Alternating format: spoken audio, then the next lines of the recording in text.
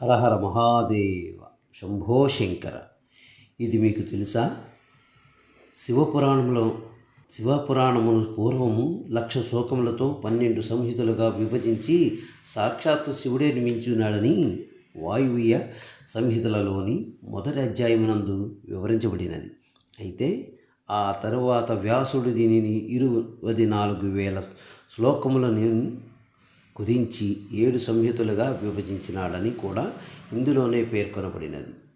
ఇది వేదతుల్యమైనది, సర్వశ్రేష్టముగు మోక్ష సద్గతిని ప్రసాదించినది.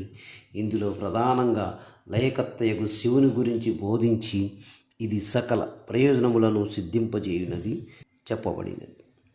ఇటు శివపురాణము 7 సంహితలలో వివిధ ఖండములుగా విభజించబడినది. మొత్తం 457 అధ్యాయములతో 24,000 శ్లోకములలో ఇది విరాజిల్లుచున్నది.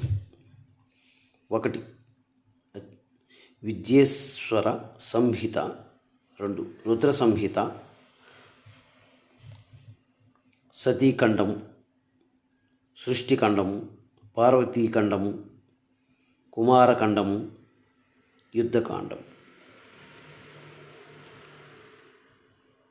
శతరుద్ర సంహిత, కోటి రుద్ర సంహిత, ఉమా సంహిత, కైలాస సంహిత, వాయువీయ సంహిత, పూర్వకాండము, ఉత్తరకాండము.